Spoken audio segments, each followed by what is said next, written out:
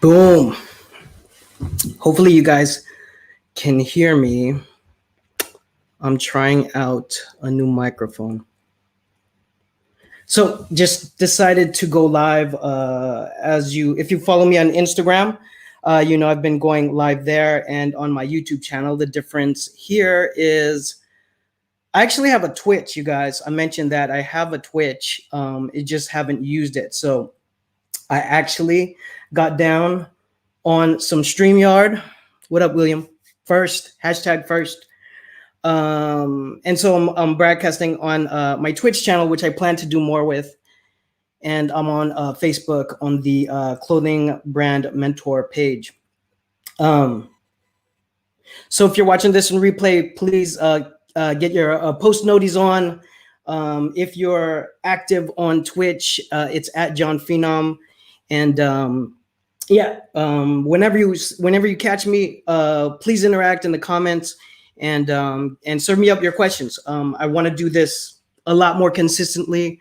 There's a lot of times where I have content where people will ask me questions. I'm glitching. People will ask me questions, and it's not quite worth me doing a video.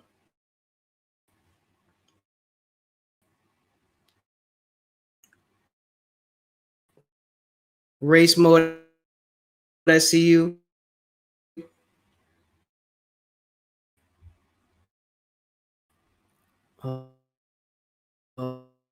I'm glitching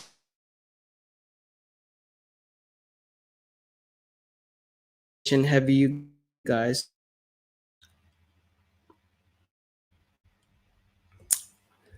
Let's see if we could get through this. I'm gonna keep talking for a bit.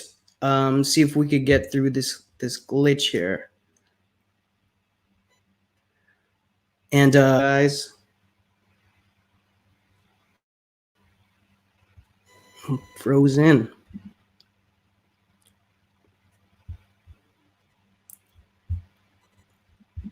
Guys on the chat, let me know if I could see that I look. Yeah, it's bad. I'm gonna plug in direct. Is the farthest. You know what? We're gonna keep rolling. Crazy week. I actually wanted to go live earlier this week, but man, it was a monster of a week as we start to get. Yeah, they might be with us, William. Yeah. Things just stack pretty crazy, but did have time to speak with catching up with a friend who works heavily in the sales portion of apparel and specifically blank tees. Big shout out to Demo, Dustin Mo. And he's been a big sales dude regionally for multiple companies. And I met him way back when I had my screen printing shop out in Vista. Big shout out to JJ, Union Print Co. for life.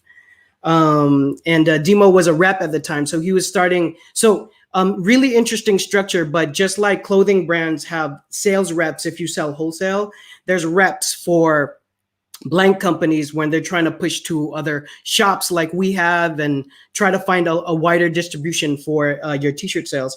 And so Demo has made his way up. And so we had a lot of conversation about apparel. We actually got into faith-based apparel, which a portion of people always ask about here. And it's always handy because faith-based apparel is nothing but another niche, or I should say something of another niche. So if you do anything that's kind of a lifestyle based, even if it's kind of gearing towards sportswear, right? If you're doing like a Live Fit type brand, I mean, that's definitely kind of folds into a lot of different lifestyles, right? And so anyways, a really good catching up and hearing what he's doing now. He's at LAT Apparel. And so just talked about how I think the 6901 is their most popular cut for t-shirts. And so just talking about how they developed that a lot in the last several years in his time there. And so they're really known for rabbit skins, I think is the name of it. All my people who are deep into like t-shirt production will know. That's like the baby onesies and that whole thing. If you ever bought that to make blanks, you've bought it from LAT Apparel. That's the biggest category that they're kind of known for. But interesting. I love the underdog story. I've shared this before, but in the past of my resume, I've definitely been offered or hinted at working at bigger companies, or I'd say bigger companies at the time.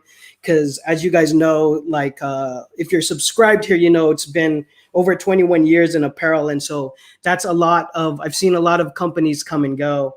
And so, I mean, the heyday of, I would say like LRG and Crooks and Castles definitely outlines a time where a lot of those guys was in the industry and they were working as maybe just apparel designers, and kind of made their way to forge these wonderful companies that did amazing things. And so for me, I never really wanted to work at a company that was fully established. I feel like there's the toughest challenge whereas I think a lot of designers, the Visa commercial you're thinking of when you're trying to work in the industry is like the brands that you love to purchase. And then so when I got into the landscape and saw all the brands that I loved, and at that time in the late 90s, I'm gonna bring you back, but 555 Soul was absolutely murdering it.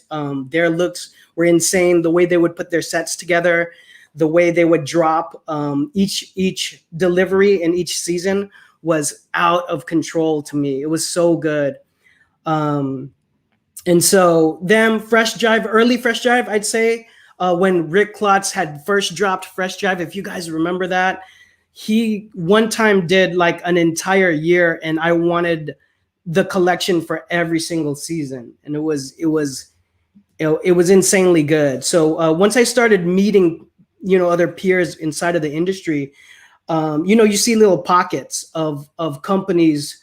It's kind of a Gary Vee approach where Gary Vee is big on the idea of acquiring a company that's maybe at its low and then trying to pump in some new life to it, right? Race Mode had talked about brands that came back, and the only case study we had talked about on that last live was Champion. And so doing kind of championing or doing whatever was done to kind of revitalize a company is something I've always been in love with, kind of. So a lot of the brands that I work with, I feel were like underdog companies. And so I've always kind of loved that.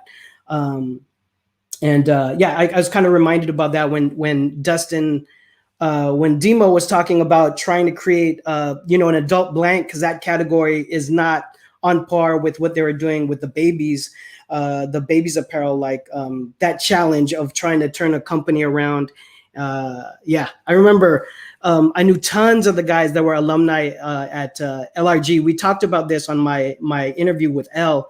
Big shout out to L, man, my boy. I'm gonna have him live at some point here, but because we go way back since those days. But all the guys that were alumni there would see me at the trade show and be like, "Yo, when are you gonna come and work for the big boys? Like, come and work at LRG." And respect, dude. Jonas, rest in peace, and the whole crew there. It was a thick resume. Jeremy Poe, big shout out to Jeremy Poe, like was Ones and Twos, one of the directors at that time over there for a long time, actually. And amazing artists, amazing creative out there. But I just kind of feel like, what am I going to add to it? There's like, it's so good. The accounts want it really badly. So I just feel like dropping a collection is like, it's going to sell. It's going to sell as long as you're within the range of being a really good company. It's definitely going to sell. And so I just think if you take a company that's maybe on the ropes or like not as popular, and you try to instill programs to make it hot, it's just the toughest thing to do. It's the toughest thing to really try to accomplish. And so yeah, I was reminded of that via conversation. Also this week. Big shout out to Stan Banks. Ever since meeting Stan, man, that's my dude.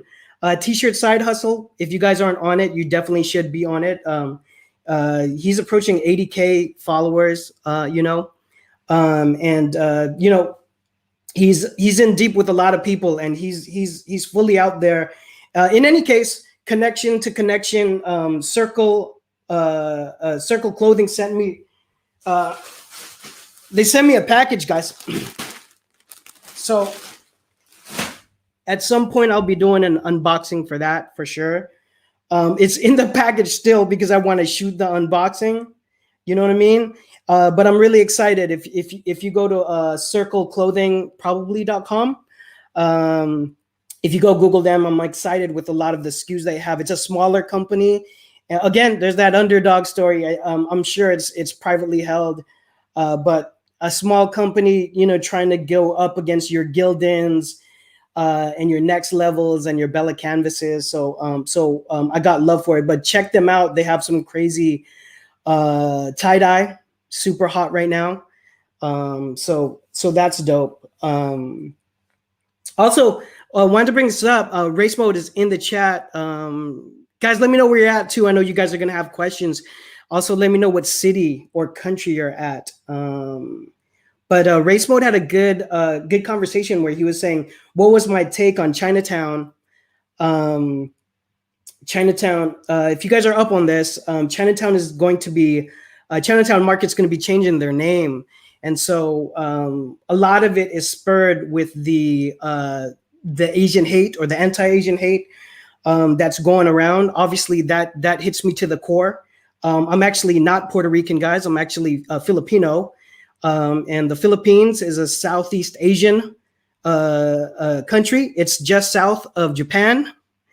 But I got love for all my Spanish people. You know, all my friends in Florida who believe I'm Spanish to this day. I got love for it. But yeah, man, I'm Asian. And so the lady who got beat down in New York, the 63-year-old, she's Asian, but specifically she is Filipina. And so obviously tremendously, I mean, it's just disgusting kind of what's happening there. But with Chinatown, I mean, like the fact that the owner is changing the name. I read the article. Was it Hype Beast? Race Mode, drop it in the links if you can. It was a great article. But I mean, my short take on it is I don't know how much pressure he's actually getting from like the Asian community. The streetwear community is hyper focused typically on drip, and you know, it's very visual. It's very you know, you're just trying to be fly typically when it comes to something like that. But I think regardless of how much pressure he might have been facing for the name being Chinatown, I personally don't think he was trying to exploit it. I think he was kind of celebrating it in a way, like a street, you know, or a neighborhood. And he has a massive following, bro. If you have that kind of following, there's so many brands where I'll get put onto other brands and check out their social, and I mean, without having a look at their Shopify, I'm like, they're doing some units. And so obviously, I mean, I don't need to precursor that. If you know Chinatown, they're doing some crazy dope things. But I actually think one, being so receptive to what's going on in the community and with the politics, where a lot of people would duck it. Respect. I mean, respect, 100% respect for that. And I think having that kind of acuity and awareness of that is going to be a benefit. You know what I'm saying? The ability to change like that, like something like your name. We talk about trademark all the time on this channel, right? And then like one of my most popular videos is finding a unique name for your brand. Right. And so when everything has been put onto the brand and you're changing it, it's a big deal. And so I think it's going to benefit them. I think that ability to change is what separates you from feeling like a big corporate monster. Know what I'm saying? Like big corporations try to feel small now. They try to feel more intimate. They try to get someone handling their Twitter that can clap back. You know what I mean? That can be witty and funny and not feel so corporate. They're paying someone a salary for that. So when you are a small company that's mobile, which is most of you guys here, you know, even apart from what's going on with the hate with Asians, but what's going on in general with the world, being in tune with that and being able to respond to it is going to be a good thing in general.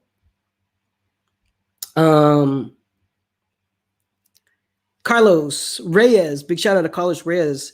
How would small businesses be able to find better pattern blanks without dealing with overseas manufacturing?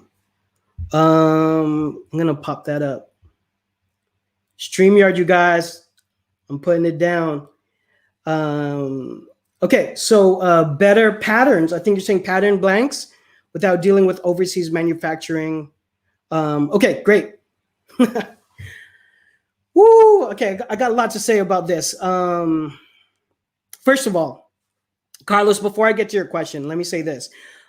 Quite a few companies will tell me that they want to do a custom blank. They want to do a custom blank. And I try to convince them not to do it. Case study. We dealt with a company when I was at Union Prints with JJ, and they were doing, I mean, at the end, they were definitely doing $1 million. T-shirt company, so it's soft goods. They're doing printed graphic tees, right? And they were serving the CrossFit community as CrossFit was growing. Now, this is before Reebok came in and took the whole apparel sponsorship for that whole thing. So it was a little bit of the wild, wild west. These guys were organized. They were tight. Their graphic design was on point. And so they took a lot of that. And so they were really good too at doing fundraisers. They were good at doing fundraisers, and they would co-brand it. The name of the company is Forge. I think it's Forge. And so if you look up their designs, I'm sure they're still around. But for this case study, they would do really well getting behind, talking about what I just talked about. They got behind a lot of things, a lot of causes that fit their moral standing, and were generally patriotic. They're also, both of the founders were ex-Navy SEALs. That's a huge selling point for your patriotic American. Anyways, those guys had talked to us about, or talked to me on the kind of the cut and sew side about doing custom blanks. And I basically spent some time trying to get them to not do it. Later on, the company, there was another company in that same fold that wanted to do denim. They're trying to get me to design denim. And I'm just mentioning that because I'm saying you should try to keep the main thing for what's selling at that moment in time. Now, that company went on to try blanks, and eventually they went back to ordering regular blanks. And so here's my point. My point is, the companies that do blanks, right? I talked about my conversation earlier this week with Demo over at LAT Apparel, Circle Clothing, which I can't wait to open up and really get a feel for their blanks. That with the sea of all the other blank companies that I mentioned, they do this full time. They do it. They have people on salary that do production, that do sourcing. The kind of vendors that they deal with internationally, because to do that kind of bulk and load, I mean, you're going to be in a couple different markets, right? I did a tour over at Bella Canvas, and they try to do it domestically made as much as possible. But there's my biggest point is there's like a lot of infrastructure going on to create a t-shirt. I'm wearing a t-shirt, guys. And I usually only wear a black shirt with no design, but check out that Madonna throwback. Big shout out to Ricky and Neria over at Zipatillos, Tacos and Hip Hop, hashtag Tacos and Hip Hop. Anyways, these companies have big infrastructure, and they're putting millions of dollars behind making a quality blank, making a good knit, a good feel, their blends, their 2060s, their tri-blends. And so if you think about you yourself trying to create a blank by yourself and going to a factory to do that, I'm just going to say there's got to be a company out there that has the cut that you want. So finally, let me actually answer Carlos's question. Carlos, if I were you, I would just go on an ordering spree to find these companies. Besides the companies that always get talked about and always get ordered, there are smaller companies, right? Before Stan put me on Circle Clothing, hadn't heard of them. And I owned a shop for 3 years. Within that time, there's probably like 20 different blanks. And a lot of times people will go with the most popular ones, and they're not going to come back and say, hey, what about this smaller company, right? Optima is a brand I really like. You guys should check out Optima. And they have a warehouse. They're big compared to some of the other like startup blank companies to even get to that space. I mean, if you think starting out your own brand is tough, try starting a company in t-shirt blanks.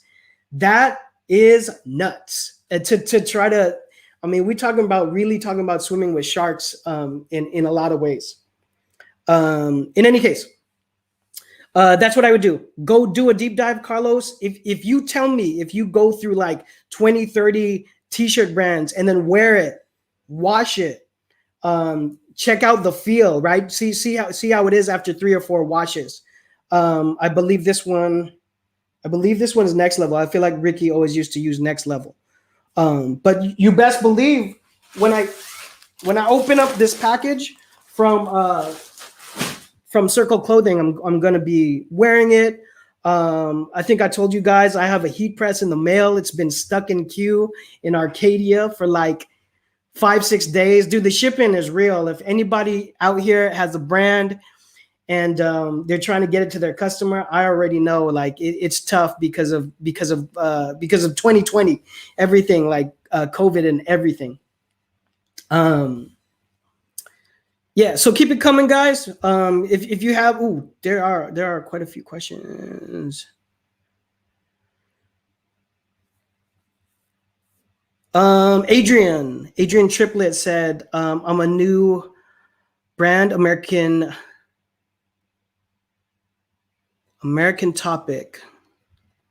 My question is, how do you create brand awareness for a new brand? It's going to be, for me, the short answer is social. It's going to be social media. Unless you have something that's like an asset that is like not a typical asset. Like if your cousin is Justin Timberlake or LeBron James, if you're bootstrapping it, be more in the house. I see Baltimore in the house. Yeah. So Adrian, okay. I don't mind. I said this on the last stream. I'll say it every single stream. Guys, if you're going to start a brand, even if you have a brand already, you're probably entrepreneurial and you're probably going to start another venture. Do me a favor, not now, after the stream, okay? But do me a favor and start another handle. Start another Gmail account that's dedicated to that handle. Start an Instagram account, Instagram, TikTok, whatever you want. And I said this last time I was on, but start putting content onto it so that when you start off, you have hopefully 100, 200 followers on the account, so that when you begin the brand, right? This is some of the pre-work, right? Pre-launch, right? Have you guys downloaded my free course? It's free. There's no upsell. Pre-launch is talking about marketing in one section, but just start another handle so that, and then if you know you're going to go, start procuring some content on there, right? You don't have to introduce your logo as the first post. You don't have to say, stay tuned. You can put things about the culture, right? So think of your demographic, who you're selling to, which you should be doing. You should know anyway. You should already know that. And then do content that attracts that culture. Probably you're from that demographic, and this is why you want to go that lane. So you should know what people are interested in, but vary it. You know what I'm saying? I did a post on DMX on my Instagram at John Phenom, rest in peace DMX, and it's gotten tons of engagement. You know what I'm saying? And that has nothing to do with apparel, right? If you look at my CB_Academy, my Instagram for CBA. A lot of it is like a blog. I use it like a blog, right? So it's going to be social. I think after you get to a certain point, like I would definitely experiment with paid ads. This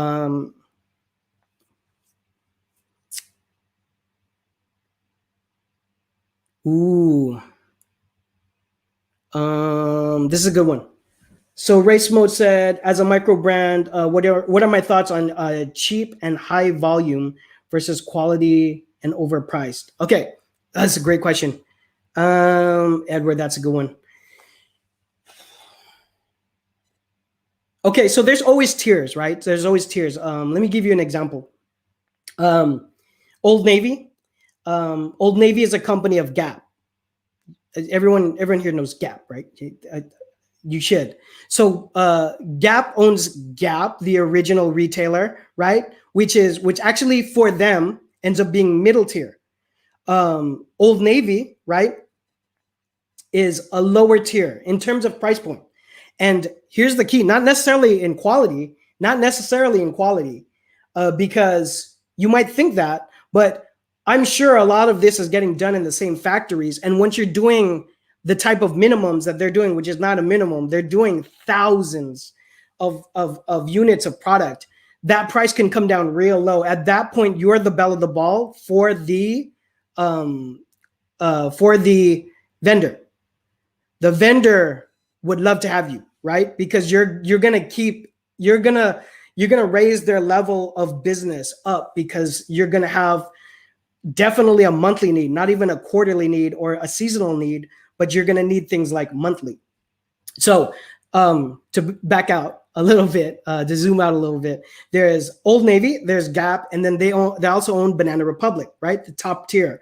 And so for me, a short answer that I'm going to tell you is like, so someone might say, especially someone who doesn't care about fashion, what's the difference? I'm going to buy a pair of like twill walk shorts from Banana Republic or Old Navy. Now, definitely there can be some technical items that change, like fits. There can be definitely some technical things. Also, geez, I can feel it now. I should bring on someone who's like an actual technical or production designer from like one of those companies. But definitely there's a higher budget, right, for Banana Republic. So the designers there can totally have a different mindset than an art department that's in Old Navy. You know what I'm saying? It's a different kind of team.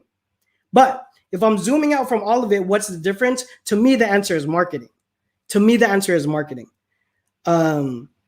So do you do Off-White, or do you want to do like, I don't know, an example of a brand, any of the brands that you see on Instagram? I get flooded with them because I end up consulting and looking at a lot of brands. A lot of you guys will ask me to audit your brand, so I'll tap onto your brand, and so Instagram will, the algorithm will say, oh, this guy wants to see all these new startup brands. So any of those the startup brands that are like, let's get the bottom dollar, right? Let's Walmart it, right?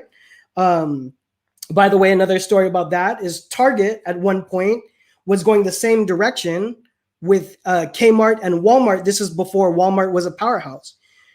The executives or someone, I got to figure out the actual story, but whoever it is, they get a high five. You know what I'm saying? Like, boom. They said, we got to create a new higher tier within your big box retail. And so the whole vibe of Target is, you guys can all agree, it's much different than Walmart. And so that was a conscious decision where they're like, we're going to have a collision course, right? We're going to have a collision course with Walmart. And this is before Walmart was pretty much murdering everybody and also closing down all of these small town shops, right? That whole movement where like, Walmart's coming to our town, and then all of your small guys that are selling some of the same goods are like, please don't, it's going to destroy their whole business. So someone had the vision and the foresight to say, we need to create our upper tier and sell the goods at a higher price, purposely sell them at a higher price, and basically appeal to a different demographic, right? And so that relates, you know, I sidebarred a little bit, but it relates. So to finally answer your question, race mode, to answer your question, it's up to you. It should be a solid decision. Yes and no, right? I mean, like, you guys are looking for testing. What do I say? I always say you were looking for, say it all together with me, proof of concept, right? We're looking for proof of concept. And so that means your first couple of deliveries can be really rough. You might change your whole direction. You might change your whole logo after like 3 different drops. So, but There should be a plan, but the plan can change, is what I'm saying. And the plan that I'm talking about is you should look at your tiers. And so how? Let me give you, easy for me to say that. Let me give you more context. This is exactly what I would do if I was consulting with you guys, by the way, guy. So find the brands that you love and that you feel most comfortable. Like that would mean you can vibe most with their customer because you're a customer of that brand, right? So fill in the blank for me, guys. Like brand 1, brand 2, brand 3, right? Like figure out what those brands are and then do a very concise deep dive into how they position their products from a price perspective. You know what I'm saying? And then you're gonna backwards plan from there, right? So if it's, let's say it's in retail, right? Let's say it's an $80 shirt, okay? Just as an example. We're gonna cut it in half because it's keystoned. So it's a $40 shirt is what you're selling it for. So whatever your unit cost, you gotta just make sure you have healthy margins in between that $40 because the retail is gonna sell it for $80. And then the good part about that is the margins don't matter when you're selling it on yourbrand.com because you're gonna get that full margin. Now, I always price it up so that you don't compete with your retail, right? I add like $5, and then the good thing is if people buy it from your website, from your Shopify, you're gonna make more money. Yeah. Ooh, RJ, good question. RJ says, I'm losing inspiration for some new designs for the clothing brand. Do you have any tips? You know what? I'm going to tell you just based off of talking about race mode's question, like how there's different tiers. And maybe it's my vantage point, guys. Of course, I've been at the helm of art departments last couple companies. And so, but since 18, I've been like,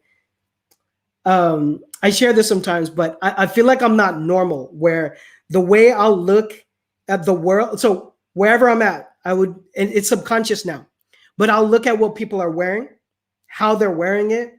You know what I mean? Like the vibe, it's all vibes. I'm looking at vibes. So inspiration for me happens everywhere. When I'm watching a movie, definitely when I'm online watching any kind of musician, even athletes, right? Athletes need to have a drip, right? It's like good marketing for them if they get noticed about their fashion. Know what I'm saying? And so I'm always looking for what people are wearing. Let me give you another example of how I think I'm weird or my complete psyche has changed. When I go shopping, I never go shopping as a consumer ever since I was like 18 because that's where we would do research. I'll talk about research now and it's changed a lot. But in the late 90s, early 2000s, and I'm sure a lot of our departments do this now. It depends on budget and it depends on leadership and their beliefs and how you do research. So researching for a new line is definitely a thing, right? I mean, all the designers who get hired a salary to work at a brand, they definitely get into designer's block for sure. And they would look to someone like me, who's the creative director, is like, hey, what are we doing? So what happens is before you schedule it out. So within your design cycle, before that design cycle, there's a research cycle, right? And what we did before, a little less of lately in the last couple of years, is we go shopping. We literally, my bad, y'all. We go shopping. We go to Santa Monica. We go to Hollywood. I'm here in California, guys. So whatever that equivalent is to wherever you're at. And then we'll go to retail that sells our actual brands. So Tilly's, Active, Downtown, Bait. If you have an account there, I'm thinking of all the cool shops that I know.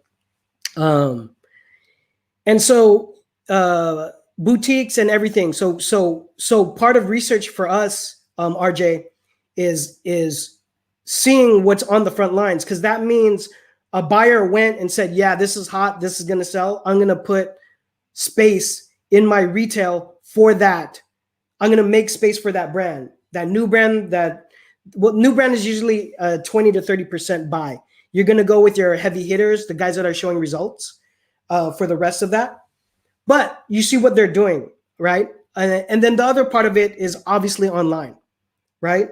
I mean, it's just endless looks online. And so one part of that, especially for a lot of designers, and then a lot of people who are new to that or don't know how like a structured art department might be, are going to be like, oh, but I don't want to be biting anybody.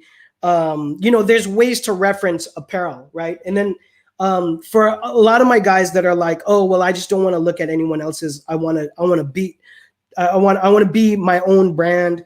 That's cool. The only thing I always offer on that is you at least, to be different, want to know what it looks like out there, right? Bigger fits are coming in. Lots of loud colors are coming in. Fluorescents are in right now. We're just kind of squeezing a little bit out of tie-dye, but that was major for the last several seasons, right? So like, if an executive is coming to talk to me about trending, I got to speak intelligently about it when I say, but we're going to go a completely brand new direction. Let me tell you about it. All right. And then RJ, on the micro level, for you guys that are like my startup brands, like it's not even that serious, right? It's going to be like you're trying to make 3 new t-shirt designs or something like that, right? On that level. Or maybe you're finally going to invest on doing some cut and sew. You don't necessarily have to look at another brand and say, oh, I definitely want a t-shirt like a logo set like this, and I'm going to do my basics like this. And they're doing a big like varsity or a prep school kind of theme. Like, I think I want to do that. You can go off on another direction and find inspiration in other things and bring in kind of an abstract sort of way. You know what I'm saying? Just the way like a normal artist is finds inspiration, sort of, right? Like a painter or a sculpture, a person who does sculpture, rather. Yeah. AKA Braun, I see you. I appreciate you. Faith, what's up? I see you again. Aloha. Yeah, Def. Trio, Click Productions. I have a free course. If this is the first time you've ever seen me, I got a free course on clothingbrandacademy.com. There is no upsell. It's pre-launch. So when the reason I did it is there's a lot of like questions that I felt were like really elementary for what I've known for over 20 years, right, in fashion. And so I was like, when people are paying for consulting, I want to give the best advice possible. So what I'm hoping is they see that everything that's in that quick course, and you could even, if you're super busy, just hit the download once you get inside the course and then take a look at the visuals that I put together, and you can get an idea. And I'm just hoping those questions get knocked out so that when someone is actually consulting with me, we start getting into some real hardcore questions. But obviously, of course, I don't mind, going through it with people.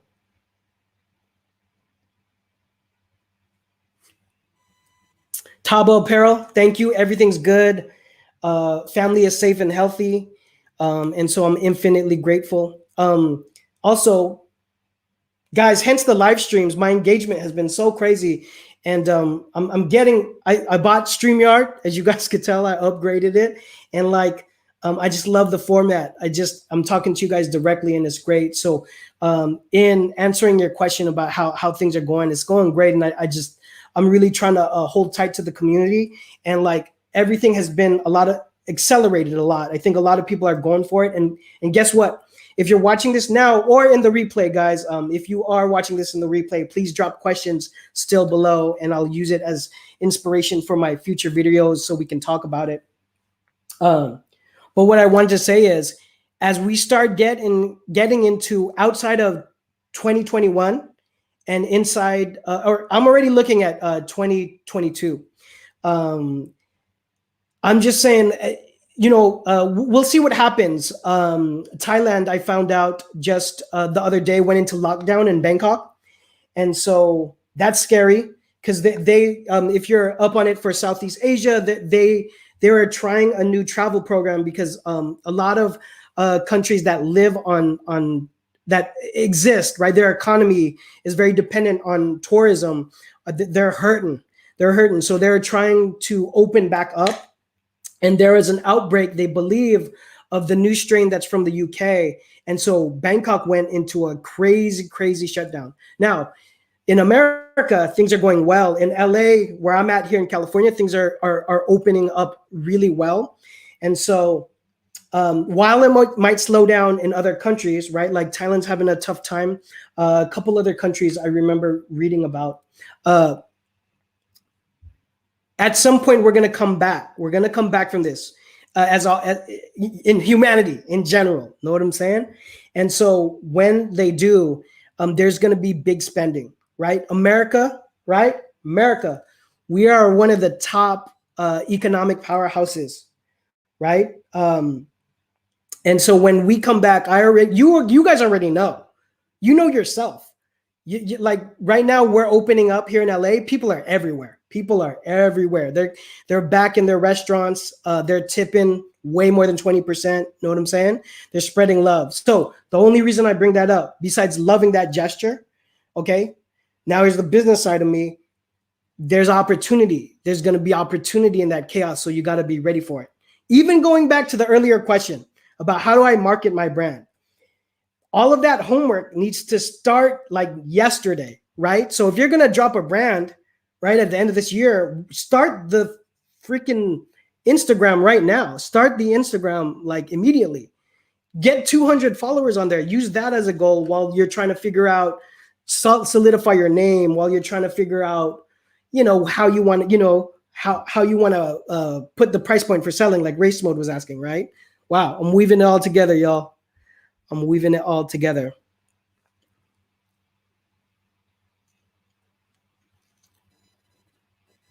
Ooh, gosh. So because Race Mode brought up Chinatown, and I talked a little bit about the Asian hate and stuff. There's a lot of politics going on. So this is a great question from Whiskey Sour. That is an amazing handle for YouTube, by the way, Whiskey Sour. Serious question. How do you navigate, right? Politics with brands right now. People are incredibly divided these days. So, I posted on my IG I'm sure the founder of Patagonia. He's pretty political and he'll put it out there. Super democratic. So it's kind of funny some of the things he put out. Oh gosh, there's a huge article that I wanted to talk about. And right now I'm just trying to find the name of the company. But they basically voiced something really political about measures that are basically restricting voting and is going to inversely impact minorities, Hispanics and Blacks. And then obviously, right, this is my third time mentioning it, there's the anti-Asian or the anti-Asian hate sentiment, or that whole thing, which is, again, that's deep, right? Because I'm Filipino, guys. I'm Filipino American. Short answer though, Whiskey Sour. I think, like I said, with Chinatown Market changing its name, I think that's a good thing to do, because it shows that you have a stance and you care about what's going on, right? Again, I don't think there was enough heat on the founder of Chinatown Market to have to change it. I could be wrong though. I'm not in that office. You know what I mean? But the way they've approached their brand in such an avant-garde way, I feel like even if they got heat, like I said before, they could get away with probably just like pushing it under the radar and just talking about apparel. But I think they're gonna find like a solid following because of it, or might strengthen it. It might turn people off. I do agree, it might turn people off. But one thing I want to say, in the whole conversation of social media and like trying to get likes and trying to get numbers, is while I'm even telling you guys to start your Instagram handle now for your future brand, right? And then just change the name when you find out your brand, and then do a proper launch. You can delete all of the previous posts and start brand new. People won't even know. They're like, oh, I didn't know I was following this new brand, right? While I'm saying that, you only need 1,000 super strong followers, right? They say you only need 1,000 that are down with you, your message, and the message of your brand. Right? You need 1,000 true followers that are really fans. If you can find 1,000 super fans, you can be good. You can be good, right? Like, you just need, you know what I mean? Like, you need 250,000 people to give you $4. right? You'd be a millionaire, right? And you can do that math in a lot of different ways, right? If you sell something to someone for $1 and get 1 million people, you're gonna have $1 million. But yeah, so I think that's one thing. Also wanted to mention this. I was talking about my boy Ricky, who designed this shirt. Ricky's amazing, y'all. Ricky had a brand called Polymathics. He has a brand. I think it's still up, and it's dope. So Polymathics was so many math, but right, if I translate many math, Polymathics. But what the translation is meant to be is for multiple hustles, which is dope. But Ricky, one of my best friends out in Florida. Big shout out to Palm Beach, Florida. He's one of the best art directors, like best graphic designers, but you guys are too late to even use him for any freelance because he is a taco maker at Zipitillos. But there, I'm going somewhere with this. So he actually put me up on cashdrop.biz. And cashdrop.biz is founded by a dude named Ruben Flores Martinez. And amazing story. Like, as I'm talking about, like, a little bit about politics, but like minorities trying to get theirs. It just made me really think. Like, he has a great story. So if you guys go Google cashdrop.biz, I feel like that's their Instagram handle as well. But you guys should check out Ruben's story. It's really interesting. And the reason I think, besides sort of a theme here, but what's also relevant about it is he actually developed it to be an easy way for payments, right? For payments to happen for vendors.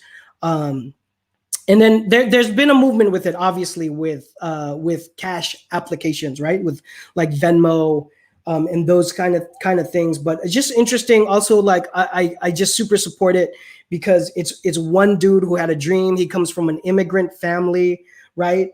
Hardworking, and so I just love the story. So there's only a few interviews. I'm gonna bring them on, obviously, because I'm talking about Ruben. But I just love that also in the dream of creating his business. And I don't know what he knew about tech. It's kind of crazy, right? But his business is now supporting, other like minority-owned businesses, like Ricky's shop, Zipitillos, which is in an amazing food mall out there in West Palm Beach. I'm gonna make sure I get it right. Grandview Market. If you guys are familiar with the West Palm Beach area, big shout out to West Palm Beach. Beautiful food mall that's relatively new. I believe all of their vendors are on Cash Drop, but they also service a lot of apparel. And so you should check them out when you can. But more so, I just want to share the story, and I love that. I love that hustle. Let me see if I missed anything. I just want to be on here real quick. That's what I say every time, and I think we're pulling up on 50 minutes. I'm gonna do an early dinner with a good friend.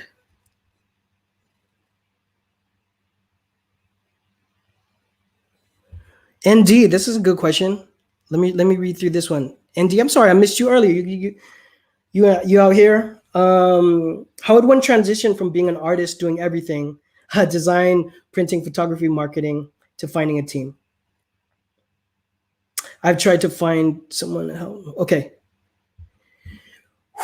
Great question. And let me give you guys a little bit of context. A lot of times with my channel, it has been a process for me, right? The first time I was giving advice on the channel is all from the perspective of me working at multi-million-dollar companies, right? My first job was at a skate company. And when I say they were small, the company was physically small, like the building and stuff, but it was actually a footwear company that was doing like 30 million. But the infrastructure felt small, you know what I'm saying? And I've worked at a lot of companies with a flat hierarchy, meaning it's it's still considered a small company. And so what the YouTube channel has done, all of you guys here, and everyone that's interacting with me, and if you're interacting with me, seeing this in the replay, I still want you to drop your questions so I can get at them and start a conversation. Interacting with you guys has actually made me get on the edge of the entrepreneurial venture from day one. And so I have to reference it again. But in pre-launch, in my free course, right, on Clothing Brand Academy, I talk in more depth about the 4 pillars. So design, production, sales, and marketing, right? And then if you break those down into 2 more simple things, it's quality product with good design and sales, because marketing is trying to create awareness so that you can sell the product. Now, ND, I'm glad you brought this up because it's one of the most difficult things. I can definitely do a separate video on this, but for brass tacks, I would say definitely embrace technology, right? So what I don't talk about on the channel a lot is I've basically created a media company, right? So all of the heavily produced videos, not the lives, which I like because they're just deep and dirty. We get into it, right? But you can see the After Effects animation and all this stuff in my regularly posted videos. By the way, if you missed that last drop with Lady Maximo on styling, you guys need to watch that one. I boiled it down. It was 13 minutes of the video. I had a lot more footage. You guys need to watch that one. It's a great vantage point. And we talk a little bit about everything, like how COVID changed doing photo shoots and all that stuff. In any case, let me back up. You know, to produce that kind of thing, I have a team of people that help me in the Philippines. So I have a lot of, everything was virtual for me, right? So when I started saying, how do I get serious about basically creating a media company so I could serve the people better on my YouTube channel, it was crazy. It was like I was editing on Adobe Premiere. So there's a lot of system building that needs to happen. So within that, as I said with my first answer, is embrace technology. So I use Trello, I use Asana, I use Evernote. I did videos about all of these 3 things. And so that's anything that can cut my time in half in terms of having a leverage point to get it done. Now, the important things like design is going to take a while. I've talked about sales reps, and then I don't want to paint a picture that getting the right sales rep for your product and getting into like a dream account, right? Like 50 doors from one day to another is an amazing story. Does it happen? Yes. Do I talk about it? Yes. But I don't want you, it's not super common. There's so many little things that need to happen, right? It's got to be the vibe. To create the vibe is a lot of work, And so one of those key pillars when I talk about the 4 is design, right? So your production person and design might be the same person, maybe, right? And so getting a really good designer, right, who's not crazy, right? And I can say that because I'm a little crazy sometimes. We look at the world differently if we have a creative lexicon, right? We see a lot of color where people don't. We see things differently. It's the signature of being an artist, okay? And so your most talented artists, you know, they're going to come with an ego, right? So how much can you manage? How much can you not? You know, there might be a artist that you love to work with, but they're just not as good. They can't, like, when I say they're not as good, they can't replicate the vibe of the look that you need, right? Things are going to change. So right now I'm just talking micro about just hiring a designer, right? And I know that in droves. I do the hiring and firing the last 2 companies. And I'm a designer, right? I mean, I think the company's lucky that I have a logistical mindset, which would get me into the point where I'm actually running the company, right? But that's rare. Typically, a creative director who's worth their salt and has done like 10 years prior to that, they're only talking about like, you know, fabrication, looks, drops, deliveries, and that sort of thing. So I think I bring up the design part, ND, because that's probably the next building block, right? So like, let's say I get funded today for a venture. Even though I can design everything, it's not the best and highest use of me, generally speaking. So I already know which designers I would call and say, how much would it take for you to leave your job? Because I'm funded and I'm gonna need you on my team. There's probably a list of maybe 3 people. I know exactly who my number 1 is. I wonder if he knows. But yeah, I've mentioned that person before. But in any case, you see the problem in that scenario. with most of you guys is it's not a funded company. It's going to be something that you have. So the things that we have on our side is time, right? So you can do the research, do a deep dive into LinkedIn. I mean, like by that time, you're going to have freelanced. I'm assuming you're going to have freelance some design by that point. So start working with other people. Also, baby steps in terms of that. Start with freelancing in whatever capacity and see how that feels, because you need a lot of those experiences to especially if you never worked in an office and you can see like, oh, I'm having lunch with my marketing director and I see what they do every day.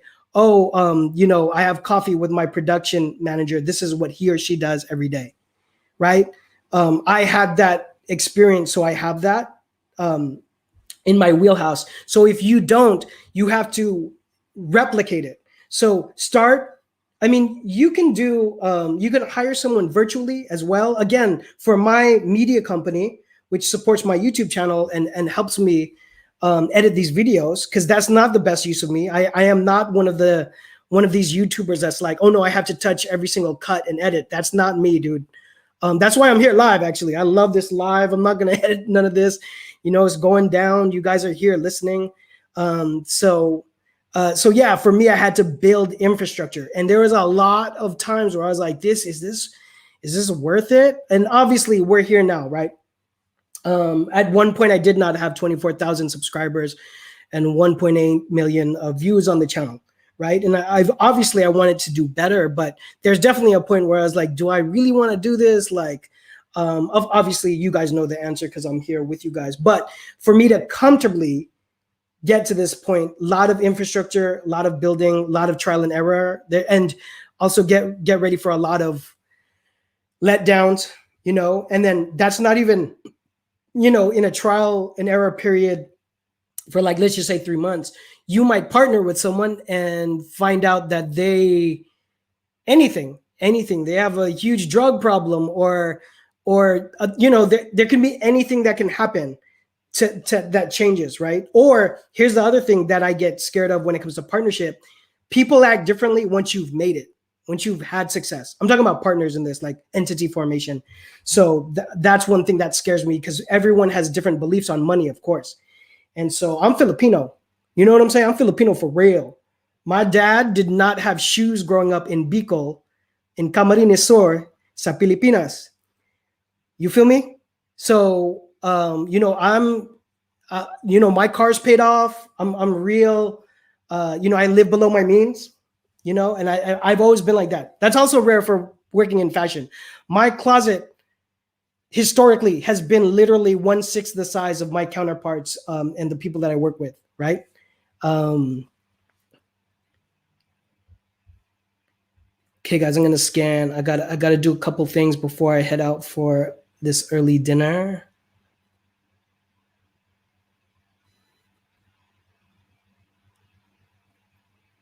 Ooh, Marlon, you're asking about Shopify payments.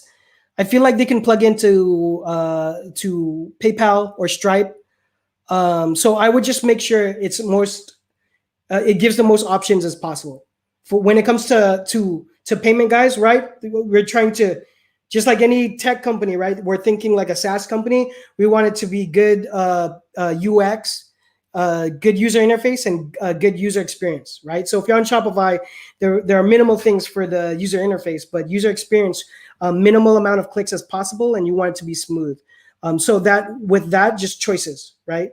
And all of the fees seem to be right around 2.9%. They all kind of battle. All the big guys kind of battle for that same amount, but definitely convenience over everything for your consumer.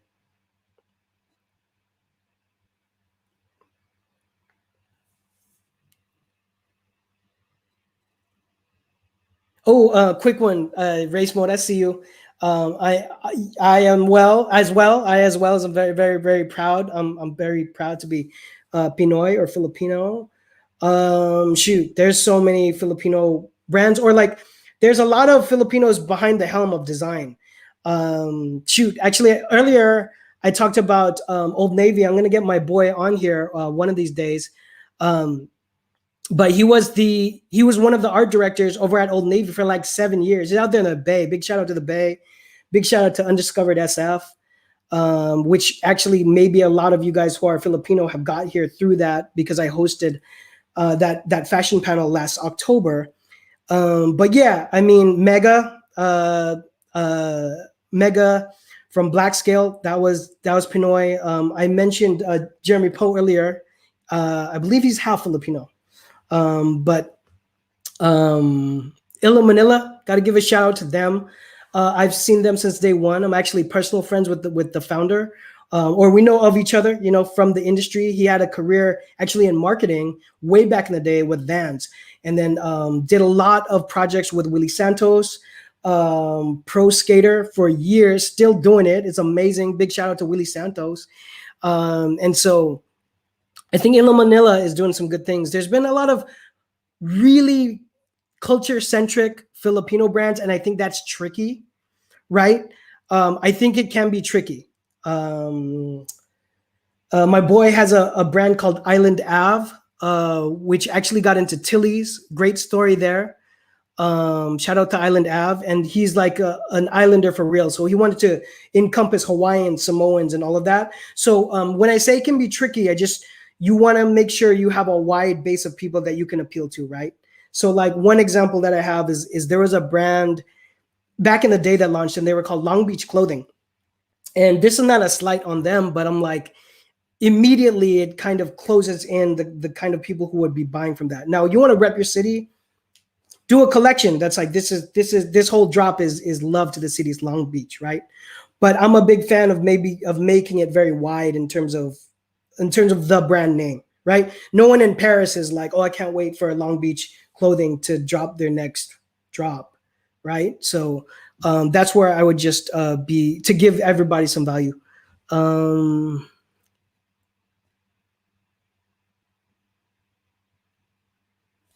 This is a good question. Daryl Jones said, if you can make your own clothing line, cut and sew, should you do it, or should you work with a manufacturer? Good question. This is like a nuts and bolts question. This will give some value. So all my people out there who kill it with a sewing machine, maybe you already have an Etsy account. I got love for you. If you guys don't know, before the internet, I was known as John Phenom, the handmade denim guy. And so the sewing machine, it's over on the other side over here with all the stickers. You guys see me post about it all the time. I started off by making a handmade pair of jeans from raw denim bolt, off the bolt, right? Never worked with a pattern before, never went to school for tailorship or anything like that. And that was a great education and learning about a lot of bespoke things, so things that are custom made, right? And that whole world. And a lot of people were urging me to do a premium denim line. And when I did launch in 2007, it was kind of premium, but in a production sense, right? I didn't go 100% bespoke. So for all my people who kill it with the sewing machine, here's the thing. If you do mass production, eventually you're going to have it done by the factory, right? Now, the good thing about it is you can actually make the first sample. And if you can make a jacket, you can make a woven shirt, you can make a knit polo shirt, make it. And if you're like, this is the dimensions I want, and then you have a matrix sheet for the size grading, right? So for medium, large, extra large, right? Whatever, what have you. Yeah, like make it and say, this is going to be my sample. But what I'm saying is after that, they're going to take it and they're going to recreate it. And what it is a physical contract saying, this is what we're going to make 100 of, or 200 of, or 1,000 of. You understand? So I kind of described this last time. It's called protos for prototypes, or samples. So you get samples and counter samples and then salesman samples, right? So salesman samples are like your final or semi-final draft of the garment. That makes sense? That's more for sales. A salesman sample is more for sales if you're selling to retail. But yeah, if you're nifty with it, do it. But they're going to make a sample from the factory. And then so for me, right, again, example, funded billionaire says, hey John, I saw you on YouTube, I want to do a brand. Here's like $2 million, right? Funded. I'm definitely not sewing anything. I'm not even like, you know, a lot of people will begin samples here and have the pattern sent over. I've seen people do that.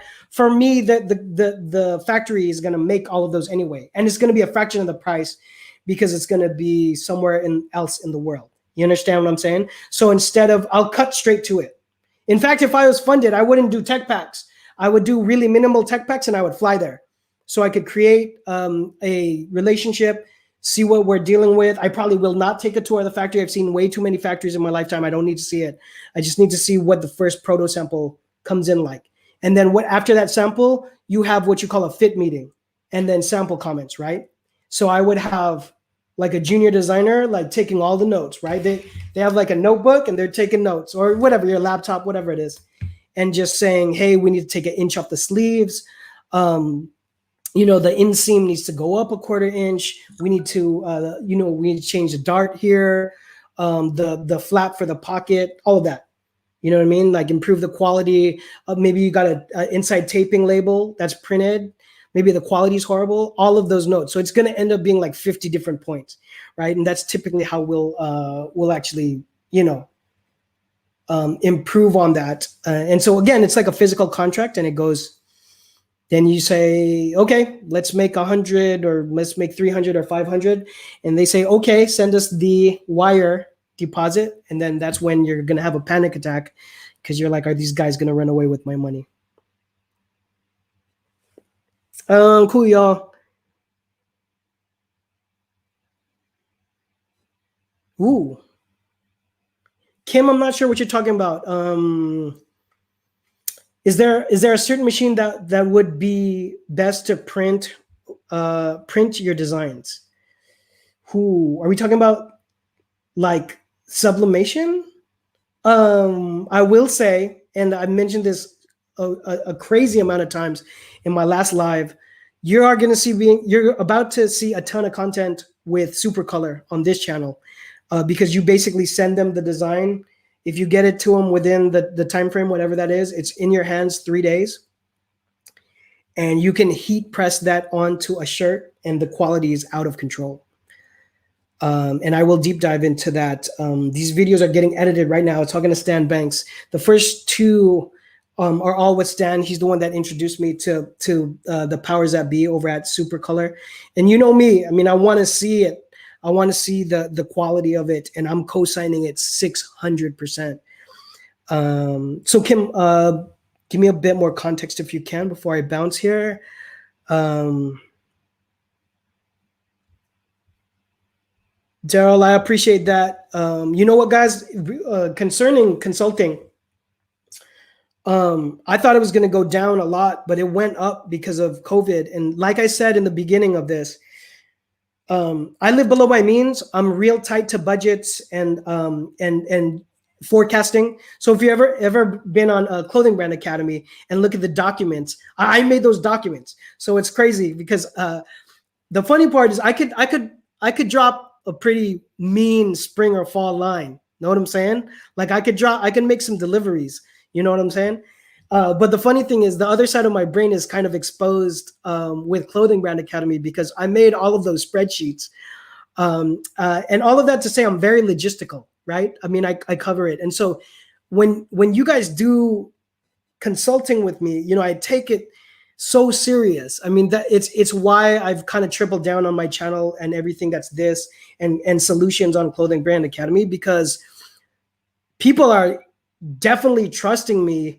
And I get it, you guys. Like some of you guys are like, I got a full-time job and a kid, and I'm trying to really pop this off. And the harsh truth that I'll share with you guys all the time is a lot of you guys won't make it. A lot of you guys won't make it, or you won't make it on the first try.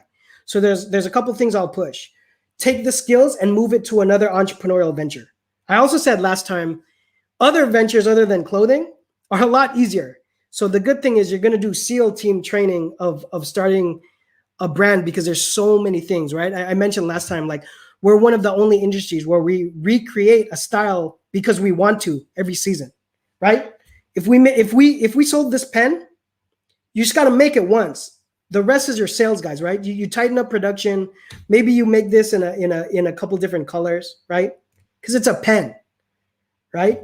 We're crazy. We're gonna make, you know what? We're gonna make a new style and a new style number, you know, every single season. I sell the cheapest product on CBA is a PDF, and it's a style number chart. It's literally, it would be on my wall at the companies I'd work at, so that everyone will know. I say, hey, I'm doing a new SKU number system, right? And like, the only reason I bring it up is it's funny that I have to do that, like, or that I offer it, you know what I mean? Because it's so complex. All the styles you're gonna have, right? Like let's say like a functioning healthy company. So let's say you do in one delivery, right? Not a season, in one delivery, one drop. Let's say you do 12 shirts, printables, and some of those designs carry over into fleece, right? So you got blank crew neck and hoodies. That's just your domestic side of printing, right? And then let's say there's 20 pieces, 20 designs of cut and sew, all right? And I'm talking about one colorway. In the past, a lot of brands will offer 2 colorways. Are you gonna make it? You don't know, but you would show the retail options, right? Because you'll pay the vendor to make a countersample in like lilac, let's just say, and black, right? Is the main self color of the fabrication of the cut and sew garment. Know what I'm saying?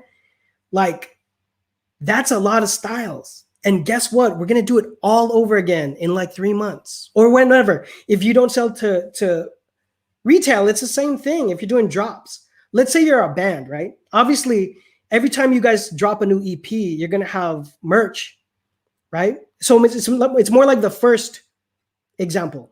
Maybe you have 4 t-shirt designs and then you carry over 2 of them to your fleece, right? I'm just saying you're managing.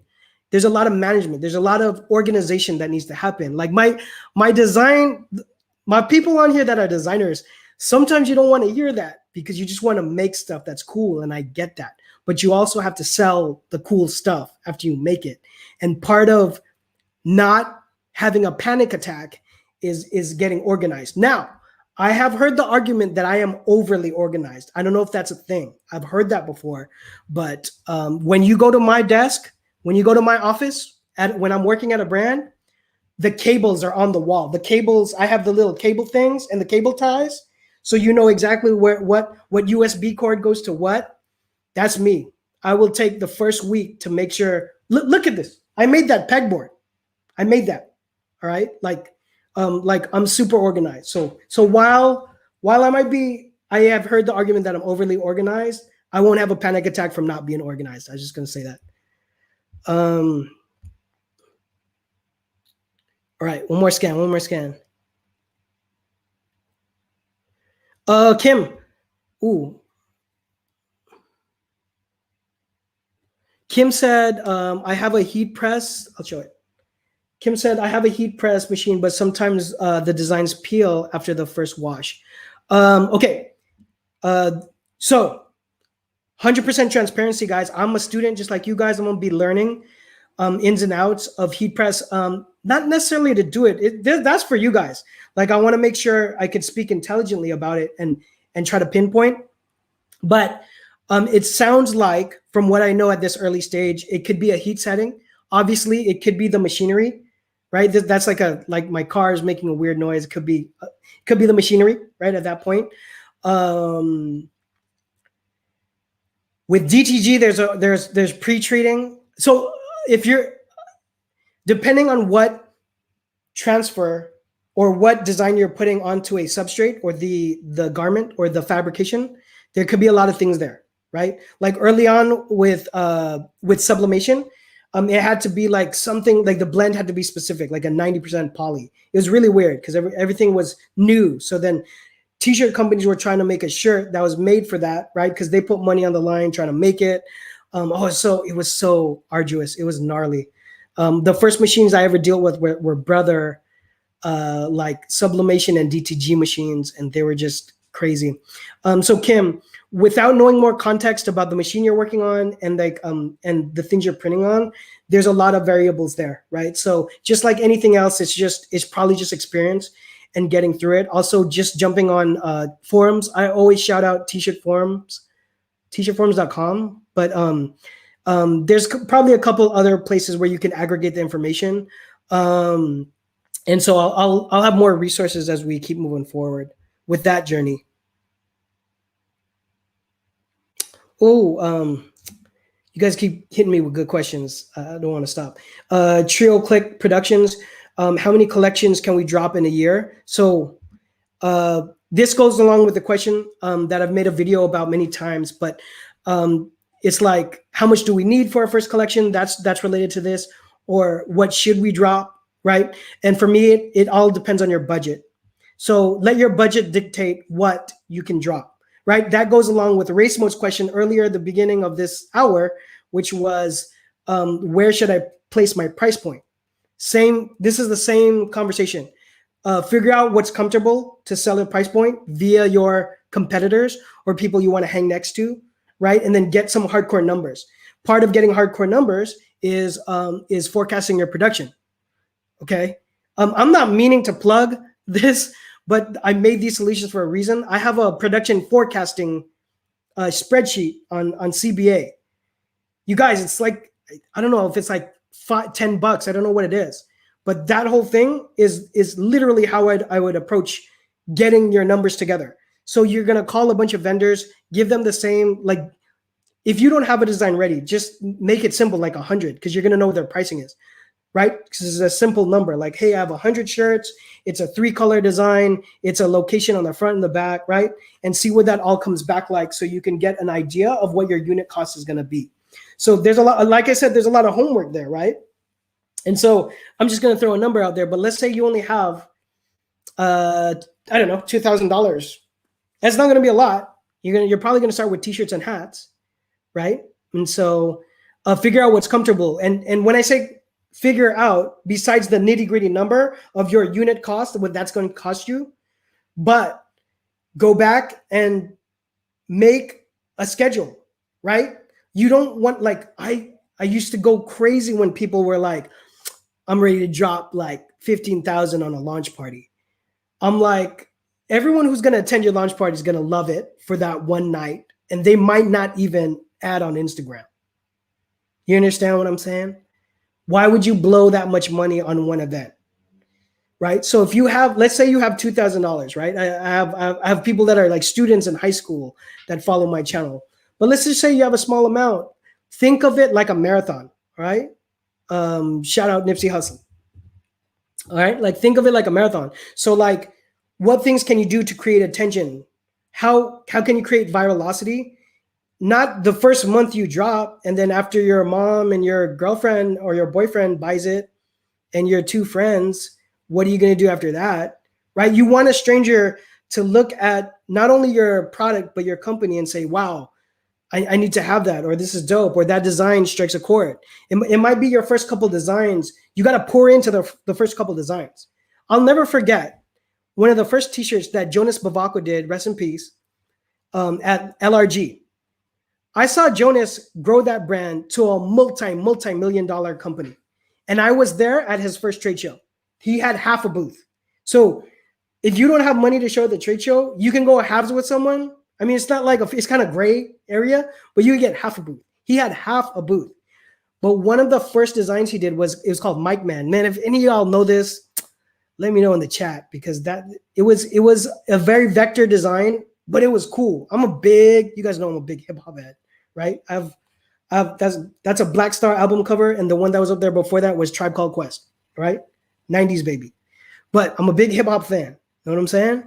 And so that just spoke to me. So whatever it is, you don't have to be a hip hop fan. I just consulted with a brand that was in like Tennessee. It's like a Western inspired brand, which is dope. It's getting a lot of traction. You know what else is a big category? Outdoors, for all the obvious reasons. You guys went on a ton of hikes this year. You guys went camping. You never gone camping, right?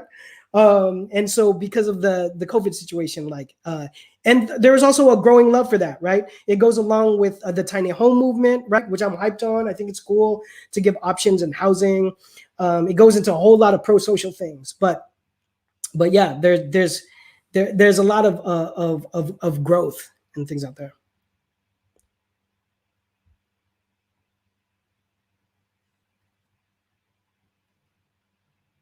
Oh man, there you go.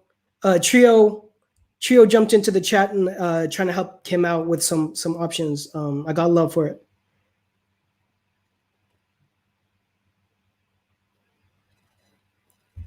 You guys remember that? That's crazy that y'all remember that. Cool.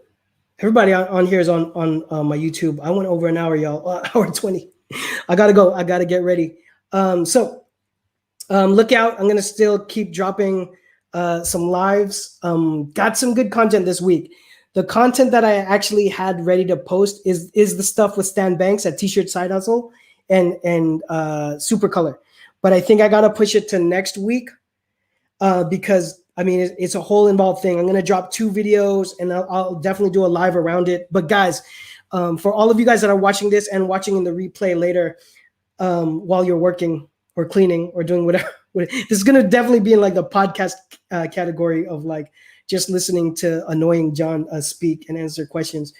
But when I drop that stuff, you guys are gonna know this is gonna be a big thing for the channel because I really think it's gonna help you guys. It's a game changer for full color design, and so yeah, I really stand behind all of that. So look out for that. But I do it in the meanwhile. I have a slew of amazing like good videos.